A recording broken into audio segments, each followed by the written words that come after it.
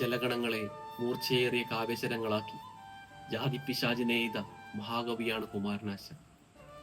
കിണറ്റിൽ നിന്നും വെള്ളം കോരി പാളയിൽ നിന്നും ഭിക്ഷുവിന്റെ കൈക്കുമ്പിളിലേക്ക് പകർന്ന നീരുകൊണ്ട് മനുഷ്യ സ്നേഹത്തിന്റെ മഹാസാഗരം തീർക്കുകയാണ് ചണ്ടാല ഭിക്ഷുവിൽ കുമാരനാശാൻ. തൂമതയിടുന്ന പാള കിണറ്റിലിട്ട് തന്റെ ഓമൽ കയ്യാൽ കയറ് വലിക്കുന്ന ചാമർ നായകന്റെ കിടാത്തി. വരണ്ട കാഴ്ചകളും വറ്റി വരണ്ട തൊണ്ടയുമായി വഴിക്കിണറിനെടുത്തെത്തിയ ഭിക്ഷു അലിവോടെ യാചിക്കുന്നത് ദാഹനീരിനാണ്. നിസ്സഹായമായ ചോദ്യവും അതിലേറെ നിസ്സഹായമായ ഉത്തരവും ആശാന്റെ പ്രതിഭയിൽ കൂടി വന്നപ്പോൾ ജാതിപ്പോരിൽ വലഞ്ഞ് അവശമായ കേരളത്തിന് അത് സങ്കല്പിക്കാവുന്നതിനപ്പുറമുള്ള ഓജസാർന്ന കാവ്യനിമിഷമായി. ദാഹിക്കുന്നു ഭഗിനി കൃപാരസ മോഹനം കുളിർ തണ്ണീരിദാശു നീ, ഓമലേ തരുതെല്ലെന്നതു കേട്ട് ആ മനോഹരി അമ്പരം നോദിനാൾ.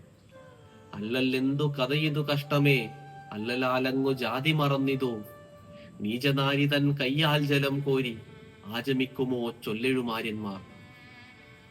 ദാഹജലം ചോദിച്ച ഭിക്ഷുവിന്റെ ദയനീയ സ്ഥിതി അറിയാമെങ്കിലും ചണ്ടാല സ്ത്രീ അത് നൽകാൻ മയക്കുന്നത് ഭാരതത്തെ ഭ്രാന്താലയമാക്കിയ ജാതീയതയുടെ പ്രഹരം ഭയന്നായിരുന്നു. കോപമേലരുതേ ജലം തന്നാലും പാപമുണ്ടാം ഇവളൊരു ചണ്ടാലി എന്ന മറുപടി കേൾക്കുമ്പോൾ ദാഹനിമിഷങ്ങളുടെ തീവ്രത അറിയുന്ന ആരും ജാതീയത തകർത്തെറിയണമെന്ന് തീവ്രമായി ആഗ്രഹിച്ചിട്ടുണ്ടാവാം.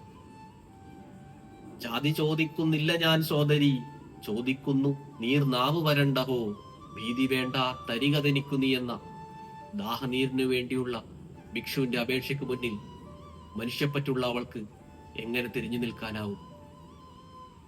ഭിക്ഷുവിന്റെ കൈക്കുമ്പിളിലേക്ക് തന്റെ പാളയിൽ നിന്ന് നീർമണി പകരുമ്പോഴാണ് ആശാന്റെ കാവ്യ ദിഗ്വിജയം നമുക്ക് കാണാനാവുന്നത്.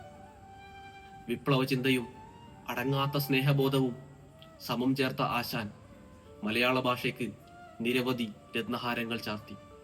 അതിൽ ഏറ്റവും മനോഹരമായ സുഹൃതകാവ്യമാണ് ചണ്ടാല ഭിക്ഷുവി.